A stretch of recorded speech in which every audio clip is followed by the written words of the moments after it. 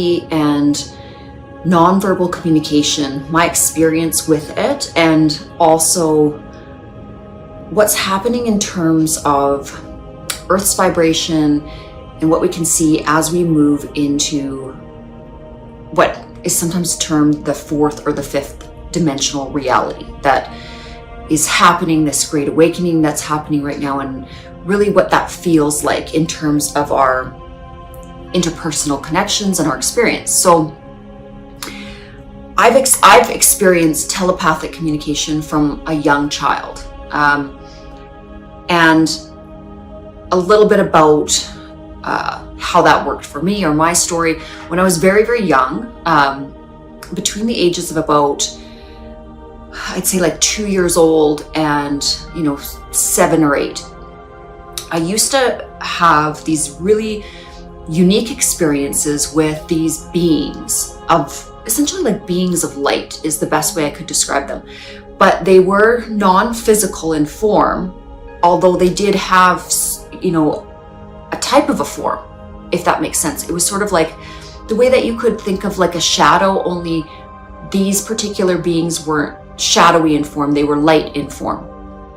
And they used to come and visit me often at night, because again, they would visit me when I was alone and there was nobody else around. And part of what I now understand that they were trying to teach me was the history of Earth, and also what expanded consciousness was. And when I was very, very young, I was very confused by this, because of course you're a little kid and you're just new to having a body, and you're actually quite new to the experience of Earth as well.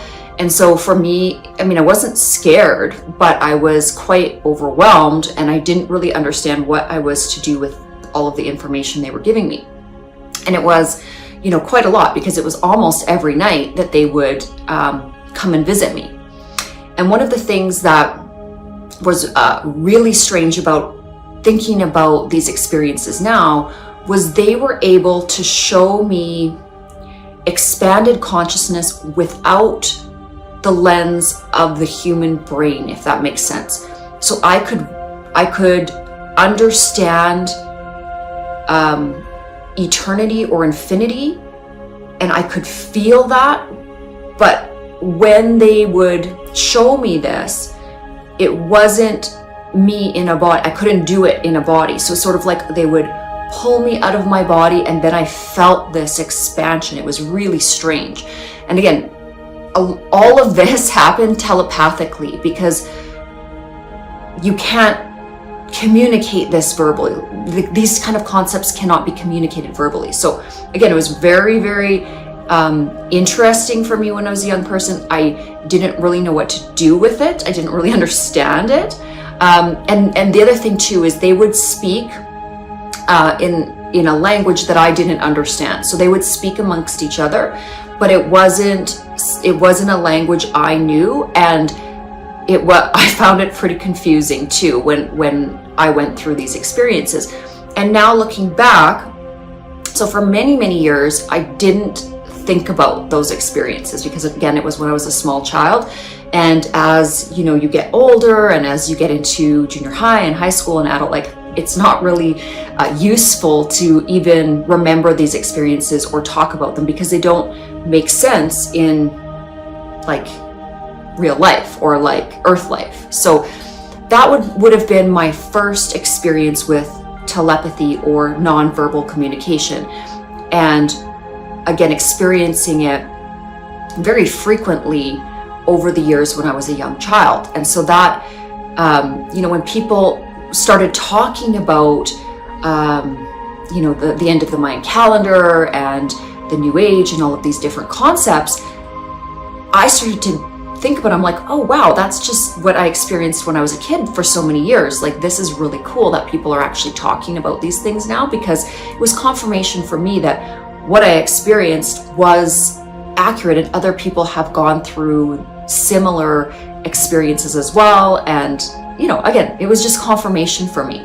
So a little bit about how this is going to work in terms of what's going on right now on planet Earth. So we are collectively raising our vibrational frequency. And that was also something that was shown to me by these kind of like light beings when I was younger as well, that there would be this shift and basically like a division, right, in terms of the consciousness of planet Earth. And I know myself, especially in the last, I don't know, probably 5 years specifically, I have had less and less desire to use verbal language, so the spoken word. I almost feel overwhelmed or irritated when there's too many people talking and I cannot focus on all of these different conversations. And also, I find a lot of the dialogue fairly useless. So there's a lot of verbal communication that's just kind of superfluous. Like it doesn't have any meaning to it. A lot of it is ego-based. So a lot of times when we're using this verbal communication, it's just the ego chattering through the identity to try to make itself feel some kind of a way. And so if it's an ego-based conversation, I'm not interested in it. It just doesn't yield any catalyst for learning for me, and it's not forward moving. So this is something I've really noticed for me in the last 5 years. If I'm going to have a direct verbal dialogue, I need it to mean something or be directive. Like it needs to add up to something that's happening, or it needs to be really real. Really, it has to have a lot of depth to it. If it's just talking to talk and there's no other reason for it, I have to bow out of that. It just doesn't, it exhausts my energy centers and it just feels like there's no reason for it.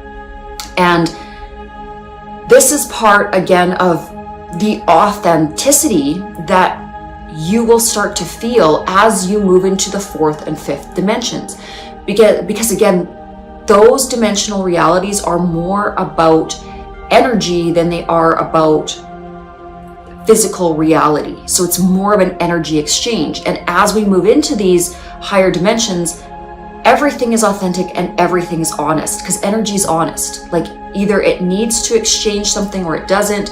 There's no purpose for energy to do something that is useless to it, right?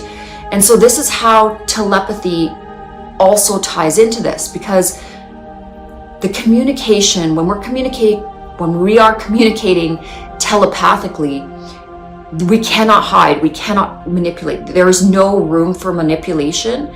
There's no room for secrets or hidden things, because it's all there. Like you are communicating from one mind and essence to another mind and essence, and you are sharing everything there is, right? Which is beautiful, because again, it's a very undistorted, very, very authentic and truthful way of communicating. And in my opinion, the best way of communicating. But it's, scary to some people because you can't hide anything. You can't hide your feelings. You can't hide how, what your intentions are, what you're there to do. And that is another aspect of, as you kind of traverse the landscape of your ascension or your spiritual ascension, your awakening, you'll be able to telepathically also read people. So you'll be able to read their intentions like a book. And that's, first of all, a little bit scary as well, because people can't hide anything from you. You see beyond their front, essentially. And it's a good thing. And it happens again when you have nothing to hide, when you've completely cleared out your karma and your auric field is very pure, then this is the point as well where you don't mind sharing everything, because everything that you are and everything that you emanate is just pure light, love, energy. So there's nothing that needs to be distorted, manipulative, or hidden. But when you're dealing with somebody that's still in the lower centers of their existence and their consciousness in the 3rd dimension, and they want to hide those things, that's where there can be a little bit of uneasiness and conflict between two beings. And the reason essentially I'm making this video is so that if you are experiencing these things, like if you are experiencing closeness to somebody's auric field. So that electromagnetic field that we all have emanating from our bodies. If you're close enough to somebody's auric field, and I mean, this can be done at a distance as well, but usually when you're starting to assimilate some of these sort of sixth sense properties to your beingness, you will get this telepathy with other beings, other entities, other humans. And it's very cool, and it's intermittent at first. Sometimes you'll just get flashes or a little bit of dialogue between two minds, and then you go, oh, whoa, that was weird. That was, you'll identify that those were not your thoughts. Those were definitely the thoughts of that other person. And it might even creep you out a little bit. And then you have to kind of, okay, so this is actually happening. I'm actually being able to communicate telepathically with this person. And sometimes you'll be with another person that will also be in realization of this telepathic communication. So sometimes you and that other person will be able to acknowledge, okay, yes, we can communicate telepathically, and this is cool, and I like this. And this is part of the reason you've got to watch your internal dialogue and why we are learning this. Because if you are this graceful creature on the outside, but you have a total crazy potty mouth internally in your dialogue, and then all of a sudden the veil lifts a little bit and everybody can see what's emanating from, you know, your inner consciousness, you might not want that, or you might want to clean up that vibration, because telepathic communication is definitely coming. It will happen to the majority of people on Earth as we all ascend, as we all raise our vibrational frequency.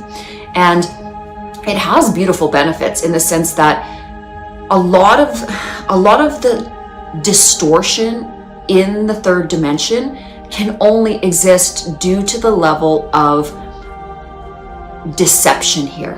You know, like things like scams, things like people that are, you know, misrepresenting themselves to hurt you, or, you know, having things behind you betray you. Like, those things cannot happen in the upper dimensions because you can see right through them, and they just can't move very far with those type of intentions. So it's actually a beautiful thing. It's actually a really cool thing that this is starting to happen with our planet. It just means that, again, the frequency has raised to a certain bandwidth that we can now have some of these really beautiful forms of communication. And it actually really simplifies communication as well, which is cool, because words and dialogue can be very exhausting, right? You're always trying to think of like language and how to do this and how to say it properly and tonalities, and there's a lot that goes into actually speaking and language. And when it's just a transference of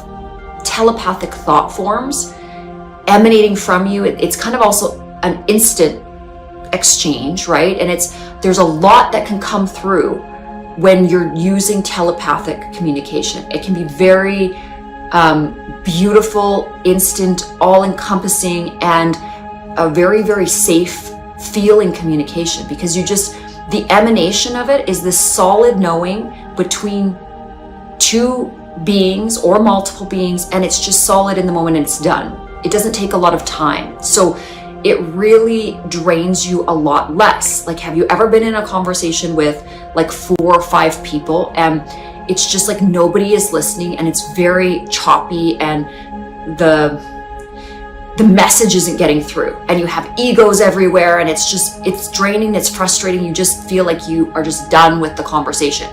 And when you get done with the conversation, you know, whether it is in business or whether it is, you know, in friend groups or family groups, and you just almost want to lay down because it's just a lot of work having these type of conversations. The nice thing about once we move into that 4th and 5th dimensional reality is that communication is very gentle. Its purpose is also different. Communication's purpose in these higher realms is completely different than the information exchange where we are in the 3rd dimension. And I want to explain that. In these higher realms, a lot of the purposefulness, or what you will experience as you move into these higher dimensions, is that existence and the catalyst for existence is service, so helping others, healing others, joy, beauty, creation, so music, art, making beautiful things, having beautiful experiences, ever expanding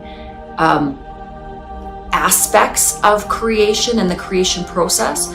So there's none of the lower distortions. So there's not competition. There's not like capitalism or control mechanism where, you know, you have one group controlling another group. That just doesn't happen in these upper realms. Everybody is collectively working for these common goals of just the betterment of everything. All beings are healing. All of the beings that reside in these upper dimensions wish for wholeness for all others. Consciousness is very connected, very interconnected.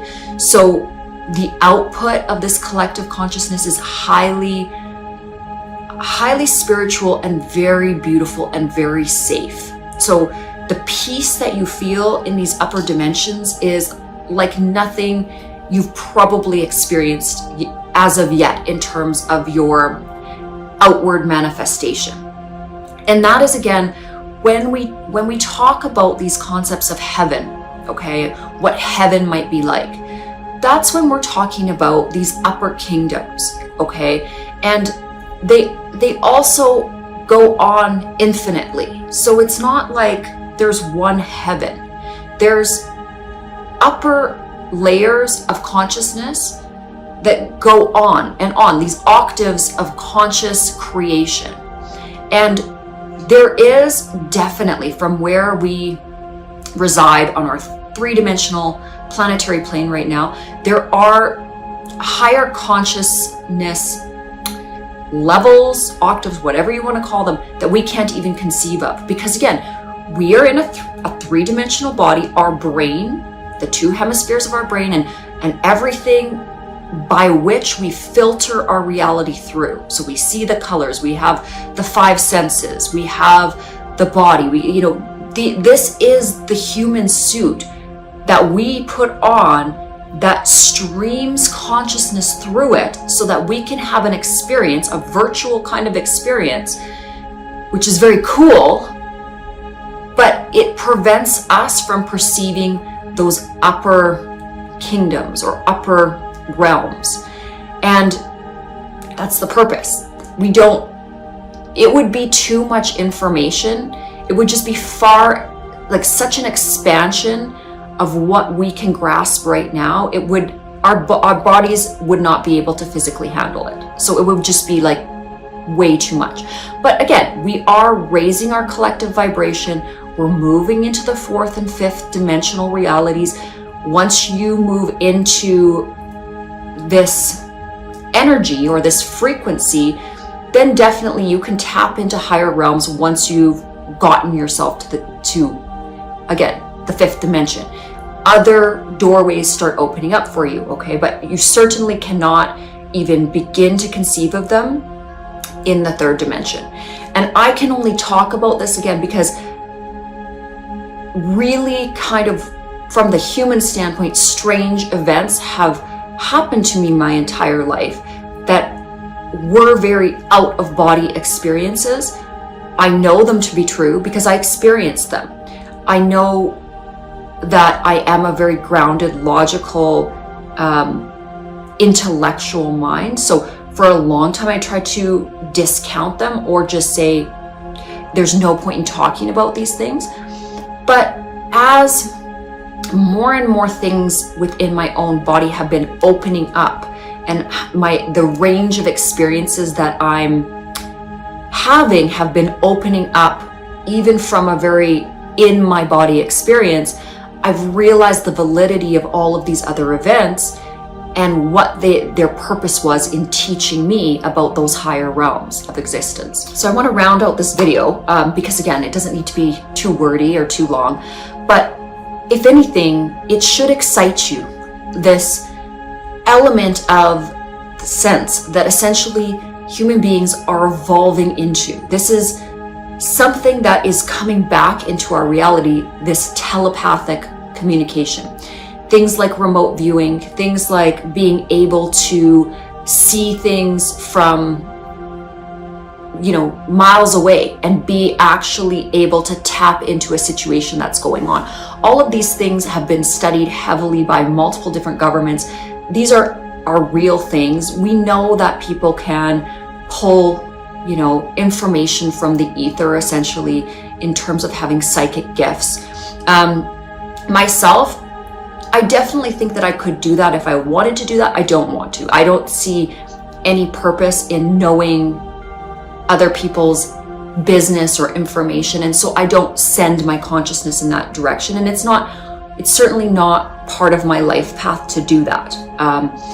I'm here primarily to build what I'm here to build in terms of good infrastructure, and, you know, whether it be the schools, whether it be, you know, programs for young people, whatever it is. I know what I'm here to build, and I love what I'm building, and I'm very happy and honored to be able to do these things. And I'm here to teach. I'm here to give the knowledge that I have, and hopefully it will help anybody that's out there as they start to assimilate these gifts, or as these gifts start to open up, you know, within their own body system. Then they can understand what's going on. It won't freak them out. They won't feel like there's something weird about them. You know, they won't have to go on some sort of pharmaceutical medication because all of a sudden they can read other people's thoughts. Because again, you have to understand that for people that haven't had this experience, talking this way would be very uncomfortable for them, and their first response is, okay, my brother or my sister, my uncle is going insane. But again, and you might even ask those questions of yourself, am I losing it? But for me, because I've had these experiences my entire life, and I've also had them come and go, sometimes this ability is there, and then sometimes it quiets itself. And it usually happens, you know, right when I need it, and then it kind of quiets itself when I need to go back to work and really go back into the third dimension and get some stuff done.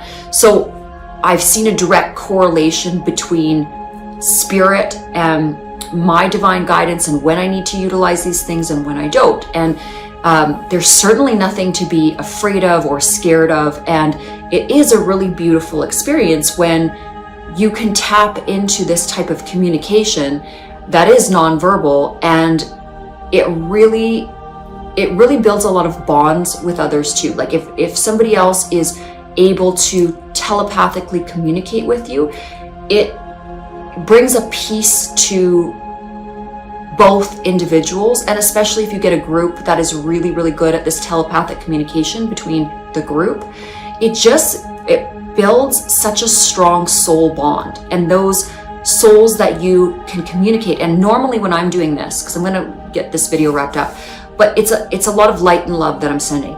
It's sending my heart, it's sending peace, it's sending beautiful messages to these people that might be struggling, or maybe they're having a beautiful day, something to ground them, but just this energy of connection, so that these people that are in my inner circle know how deeply I support them, how deeply I care for them, and that I will always be there to ground them and to be part of this incarnation with them. It's like an interconnection that keeps one's consciousness level, safe, and feeling loved. And also with this, I mean, you can telepathically communicate distortion and negativity. I've never done this, but I know it's possible. That's not the proper use of it. It's very low vibrational, and certainly if somebody is doing that, you can block it. I mean, very, very easily. You can immediately put up an energy field to that, and it just bounces right back to them, and then they have their own negativity. So don't be afraid that people are communicating negative thought forms to you. You know, some people call it the evil eye or whatever you want to call it, but you have to understand that, again, telepathy on this level, so a lower distorted type of telepathy that is meant to harm or hurt others, is it's not high vibrational, and therefore it's not grounded, and there's not very much cohesion in it. So it can affect you. It can affect your energy field if you're unaware of it. But really all you have to do is take your own electromagnetic field, your auric field, and send out a tremendous amount of heart space energy, light, love, just really increase the power output in terms of what you are emanating, and set the intention that nothing in terms of distortion can get through your auric field, and it just simply can't. So that's, you know, that's a knowing. Once you have that knowing, you have the ability to block any of that, and the end of story. So you don't really, there's nothing more to talk about with that. You just kind of do that and carry on with your day. And you know, it's fun. It's fun that we're going through this transformation right now in human history. And it's certainly not anything that wasn't like pre-warned to us or pre-told. Many religions talk about this specific time in terms of Earth's transition. We know that many cultures were teaching about this particular time in history. So again, we've been given the information that this was coming, and it's a good thing. It's an expansion of consciousness, and consciousness can only expand when it is moving up in its vibratory complex, and it can only move up when it's moving towards the love and the light. So our evolution, our expansion is a beautiful, blissful experience. It is so fun. It's going to be, you know, it is such an exciting experience. So nothing that I want to teach, or nothing I'm teaching, do I want to scare you with in any way. Because again, all it means is less distortion,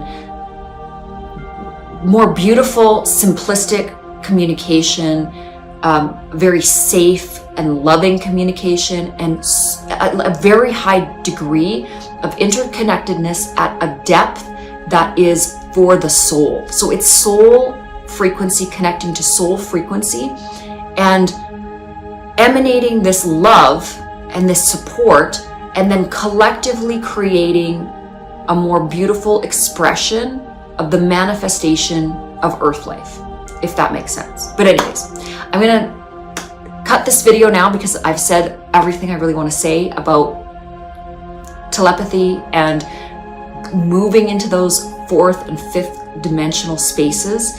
And again, spaces, I don't want, it's not like you're going to lift off the earth.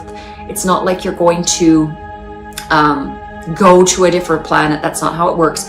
It just means everything around you.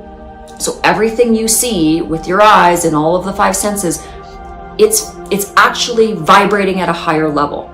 And so when it's vibrating at a higher level, the expression and experience of it will appear to be more radiant, more beautiful, more peaceful, more blissful.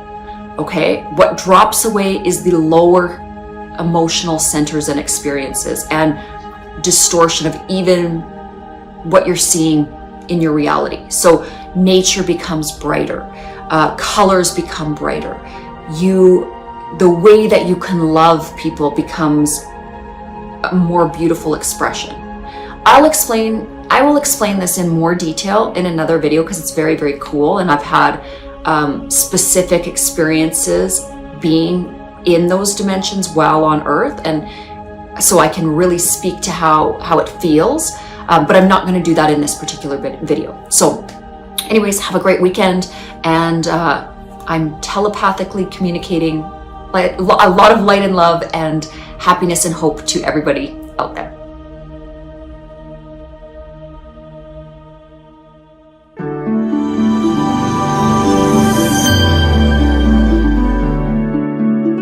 I had a Maserati, I had a Mini Cooper.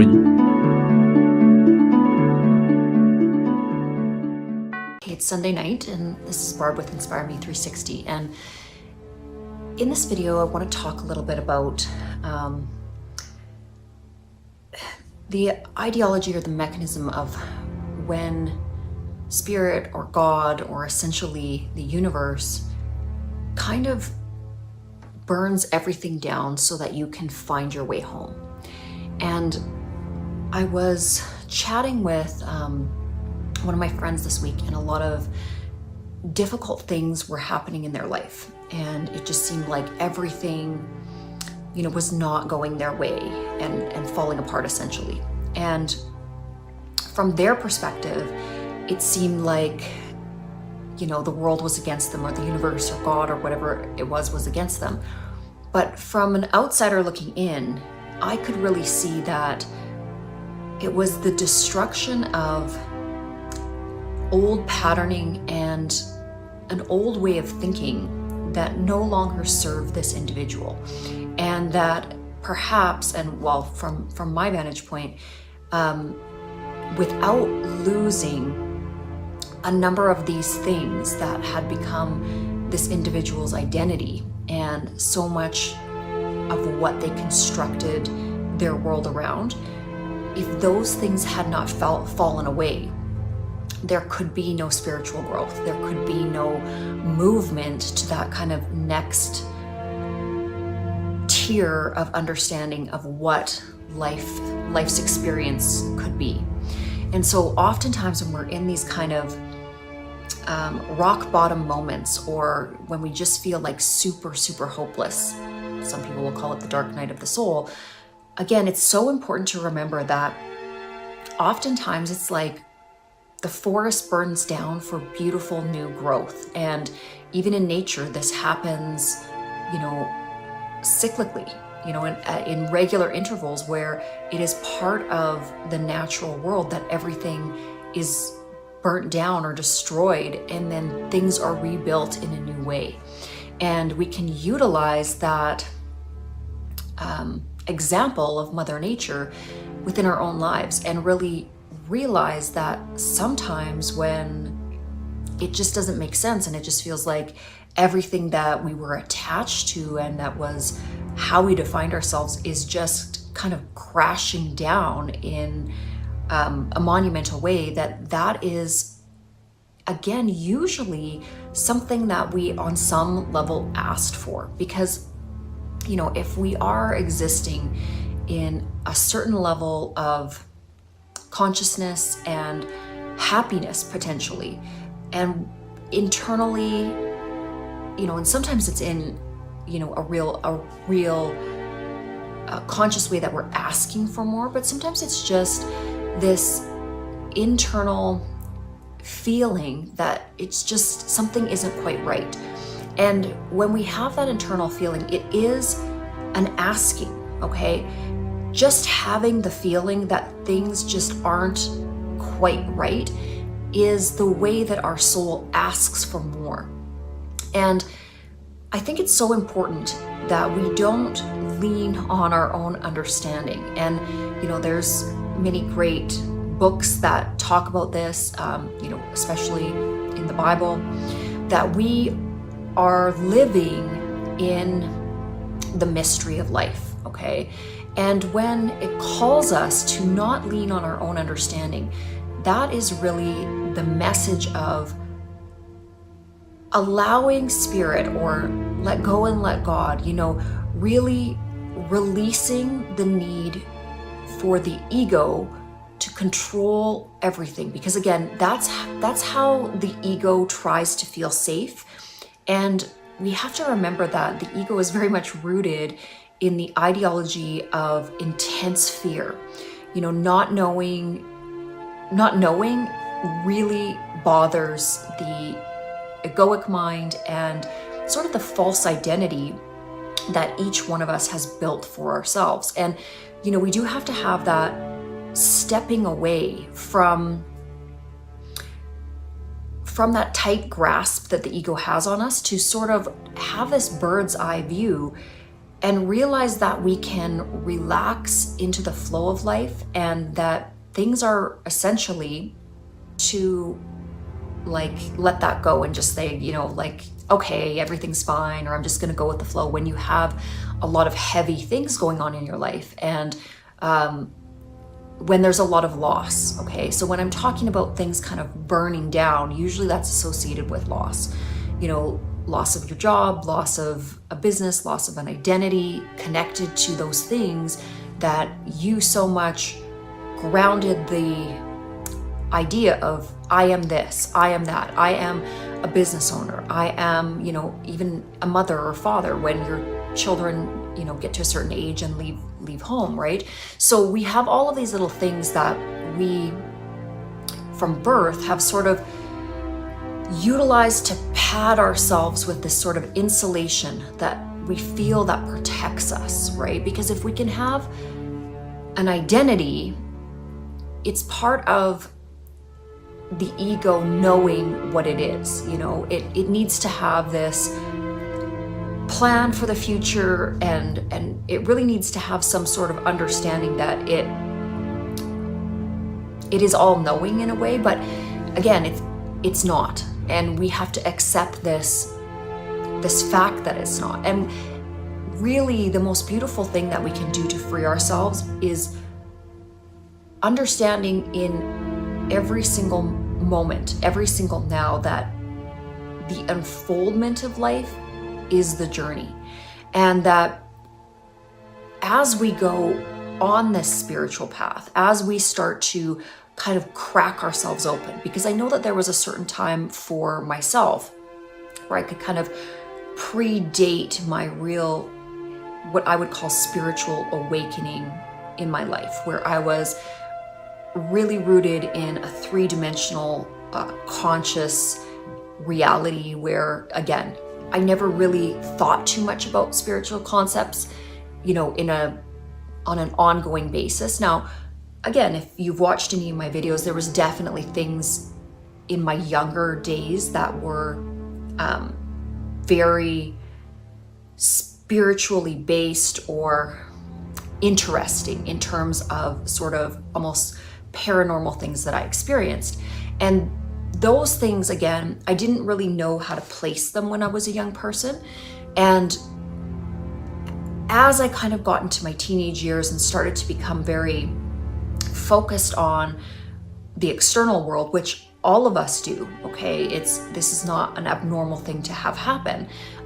You know, you start to realize that you want to build a home, you want to have a job, you want to make money and get, you know, kind of gather all of these things that especially modern society associates with success, you know. And then there's also your identity in terms of the physicality of beingness, because again, we're in a body, and especially when you're in your teenage years and sort of early adulthood, you're very rooted in sort of your lower chakra centers, right? Because again, it's all new, and it's very tactile, right? It's very physical is probably the best word to explain it, but you're getting used to all of the different, you know, nuances of having a body and being in a body, especially, you know, or I guess for this lifetime. And again, I'm not going to get into whether or not I'm not going to get into reincarnation too much in this video, and some people will disagree about reincarnation. I feel very strongly that we do reincarnate, but again, that's just a personal opinion. I can never say that anything that I'm saying is, you know, the highest knowledge out there. I'm just talking from my own experiences and some of the kind of more strange things that have happened in my lifetime. But again, back to this identity that we all have. That's one of the things that I think is most uncomfortable for the ego, is when this identity that we've built for ourselves starts to fall away. And that can be, again, the persona that you've created. And this can happen, it can also kind of present itself as kind of like a midlife crisis. You can have, you know, multiple stages within your lifetime where you sort of go through this transformational process. And I've found that every single time that what I thought I was broken down, that a new me emerges that is much more deep, much more complex, much more authentic and fulfilling. And yet there is this wisdom and knowing that there's going to be more, and that's part of the mystery of life, and that's part of leaning on the realization that when everything is falling apart, it's often completely falling apart so that it can come back together in a really new, magical way that's going to serve you on your next leg of the journey. And that's, again, where we have to allow the experience of life to be, to be lived. And for that spirit of all that is to do what it's doing. Some may call it the Spirit of God. I tend to identify with that. And that's how very much I am going to see my opinion of things. But that's also because, again, I grew up with Christianity, okay? But in regards to that, I certainly don't dishonor or discredit any other religions or wisdom teachings or anything like that. It's just easier for me to gravitate to that because, again, that's what I was brought up with. And so really, to wrap this video up, if I can give you any assurances or any peace of mind that if you are going through this sort of dark night of the soul or this unraveling of all of the perhaps things that you made your identity out of, and if you're finding that those have fallen away or by the hand of fate been kind of washed away, even if it wasn't necessarily under your own control, realize that this is the catalyst for you to start putting back together the pieces, but in a really more concise and spiritually awakened way. Because, again, that's usually how it happens. We don't get to the other side of the river. We don't get to, that new shoreline without braving the rapids of this journey. It's just the way that it works. And even myself, I'm going through some turbulent stuff right now, and I have to keep reminding myself that it's just part of the process, and that when you have asked for more, when you are diligently asking the universe to show you more, it's going to come in a powerful way. It has to kind of wipe out what was there before to bring in powerful new teachings. And I think that's beautiful. I think that's grace. I think that's the mercy of the life that we're living, is the fact that things are always in flux and they are always changing, and how beautiful that is, how beautiful that journey is. And just getting to the point where you surrender into that process and start to love the change. Because for me, there is nothing more disheartening than stagnancy. I've been in places like that in my life where everything was just very melancholy and very static. And I think that those are some of the worst rock bottoms that I've experienced. So although things, when they get chaotic, can feel overwhelming, if you can just put yourself into this let go and let God mindset, I think that it is extremely helpful, and it will let you pass through anything that seems a little bit turbulent with a tremendous amount of peace. So again, the dark night of the soul, or that identity crisis that you may or may not be experiencing. Obviously, if you're not, you wouldn't be watching this video. You'd probably turn it off. But just know that it's part of the process, and it's part of seeking and growth in this lifetime. So have a beautiful Sunday evening, and hopefully I'll be able to make a few more videos this week. I know I have a tremendous amount of things on my plate, but you never know. Hopefully I can get a few more done. All right, have a great week, guys.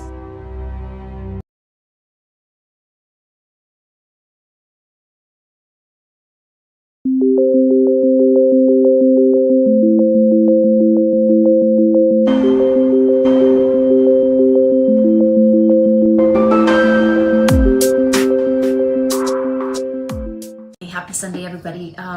In this video, I want to talk about spiritual awakenings, the frequency of spiritual awakenings, what it kind of means in terms of the succession that you may find yourself going through over your lifetime, and also, you know, how to relate to other people that maybe haven't had a spiritual awakening, and you know what that means in terms of your experience with the external world. So first of all, again, I always teach from my own experience, and I have gone through many periods and times in my life where I've gone through these, you know, fundamental, deep, transformational experiences. And I would say that they are also transcendental. It's where I actually experience reality as very different from my normal three-dimensional state. And when I'm in these periods of awakening, I find that I'm vastly more aware of, you know, knowledge and the interconnectedness of everything. And then also, really, I have more of an established connection with my place in the universe, if that makes sense.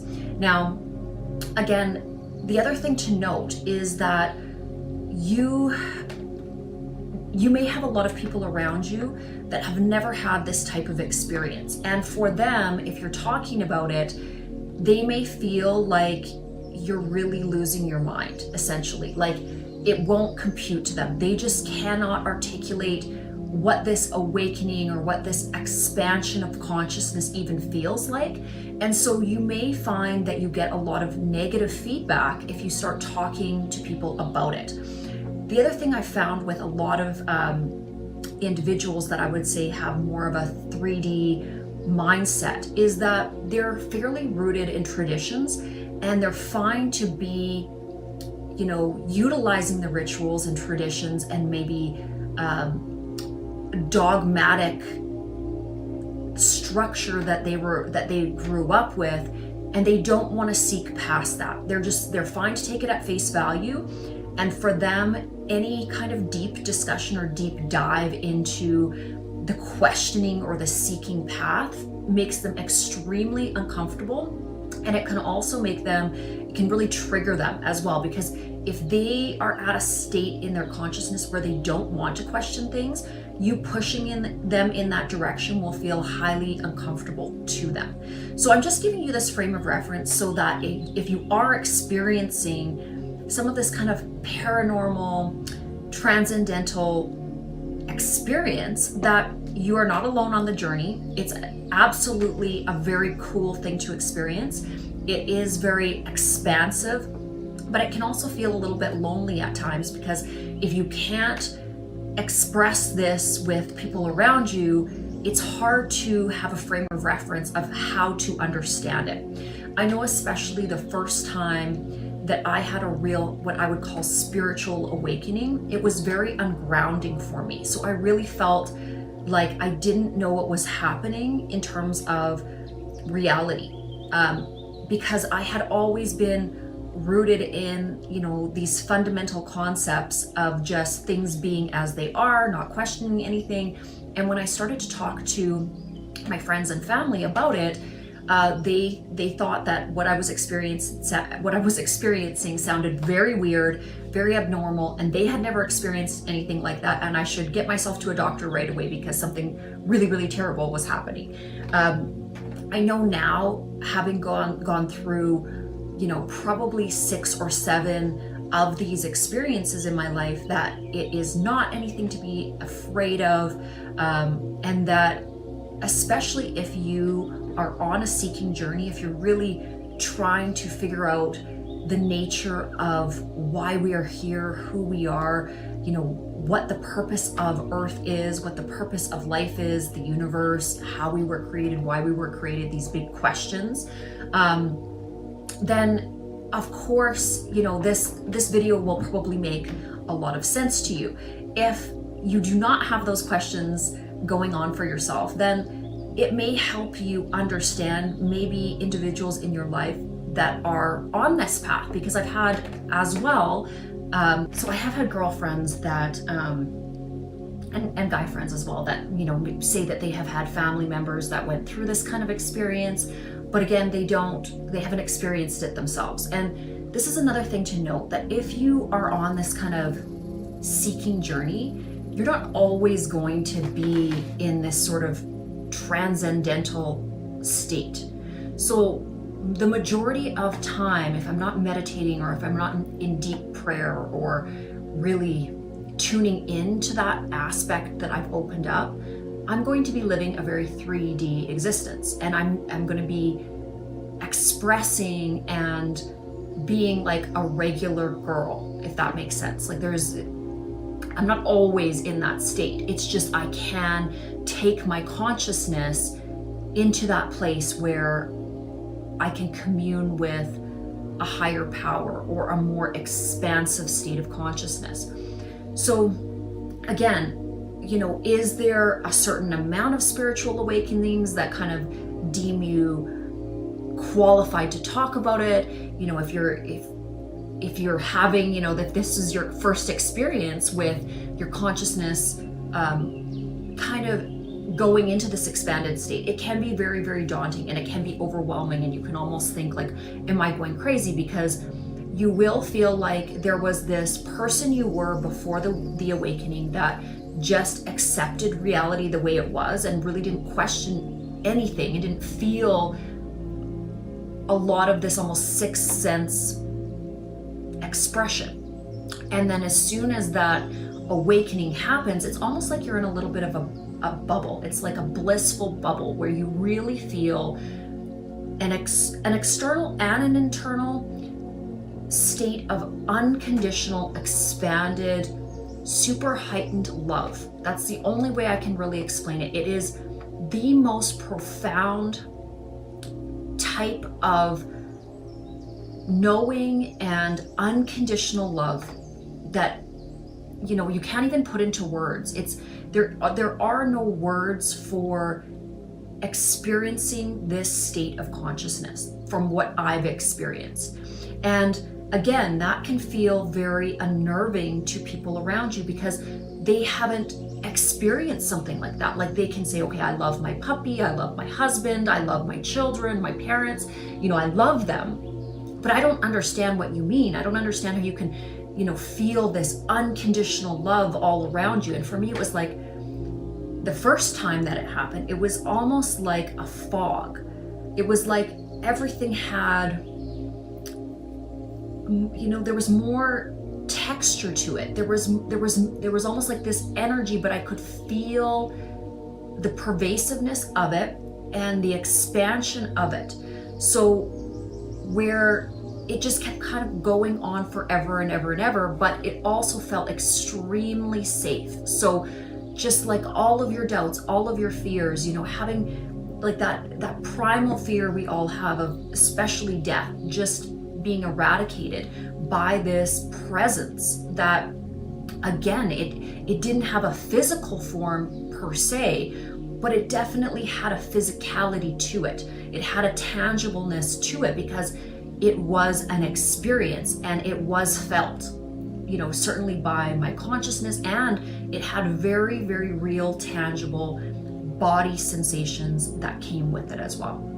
So the other thing too to note is that for me, the first time that I experienced it, it was like awe-inspiring. And because anytime you have that first experience, it really does rock your world. And as I had subsequent, what I would call transcendental or mini spiritual awakenings, that feeling comes back, but it's more familiar. So you go, okay, it's time for my soul is doing its thing again. It's expanding. I'm in that zone where I'm seeking again, or more so where knowledge is getting downloaded. I'm really taking in and integrating some new, really cool aspects of universal knowledge. And I suspect that this happens as a lifelong progression. I don't expect these experiences by any means for myself to stop happening. Again, brings a lot of peace. But on the other side of things as well, you can kind of feel like once that bubble is over, because again, it comes in waves. I found that it's not sustainable in terms of when you're having that spiritual journey, or that really, that hyperspace that you're in, where that quantum reality is changing and things are shifting. It has different kind of episodes to it. So for me, the first time, it was a lot longer than the subsequent times that I've experienced it. Every time I move into sort of an awakened state, or I move into the next phase of my evolution, it is extremely exciting. You definitely feel a crazy amount of happiness, okay? You just feel really, really connected. You feel a lot of love emanating from the core of your being. You find that it's very easy to move through life. You find that you have a lot of love for every person that you meet. You're definitely less irritable. Things that maybe bothered you when you're sort of not in this kind of upgrading state, things that previously bugged you won't bug you in the same way. You just feel very, very connected to the divine. And as sort of, there is a fallout from that, because as the learning sort of subsides, and when you kind of take in everything that you are gleaning from whatever that spiritual experience is, you do migrate back into your kind of newly altered state, but you kind of come back down to reality again. And so that can feel a little bit disheartening sometimes, because again, when you're going through this rapid transformation, it does feel extremely exhilarating. And if you are somebody that's an outside observer of, somebody in your world that experiences this and they're on a seeking journey, certainly whoever is, in your environment, they will come back down to reality. And oftentimes, you settle back into your daily routines and all of these different things, and life goes on as it normally would. But it is also exciting to know that the universe does provide these little mini learning sessions, I guess. That's always how I have experienced them. And so, there's definitely no guarantees, because I'm not the absolute expert on this. There's no guarantees that, you're going to end up into another cycle of spiritual awakening. And if you're in one now and you're experiencing it and it's a lovely sensation and you feel really, really in touch and invigorated with your seeking journey, then ride that wave as long as you can ride it. And just note that, eventually, as all things are cyclical, it will kind of gently put you down again as well. And then your job will be to integrate what you've learned and live your life in a more balanced way, because that's what I found as well, is that every time I'm bringing in more knowledge, I start to live in a more synergistic way with the natural laws of nature, with divine laws, and that I become a better version of myself. And I think that that's really what it's all about, is that you are becoming, in your soul's journey, you are acclimating and transforming into that heightened or higher level of that consciousness, which is what you are, okay? And I truly believe that knowledge and expansion do not end, that we are going to be on this journey for eternity. And so that's, a beautiful aspect as well, that you learn these little wisdom teachings and things that you're acclimating into your own experience, and then you put them into practice. Okay, once you've integrated them, now you have to actually live them, and you actually have to make them part of who and what you are. So hopefully this video gave you a little bit of insight, a little bit more insight into the spiritual awakening process, and that it can definitely be a process that happens more than once, and that you can expect that feeling return. And if it is your first experience with it, don't worry, you're not going crazy. It is just part of your soul's expansion. And obviously, usually you've asked for more. Usually you have asked the universe to show you more of what it is, and you've started to ask those big questions of yourself, because you're not going to be given this type of knowledge if it's not something that you're knocking at the door for in the first place. And have a very beautiful rest of your weekend and a fabulous week.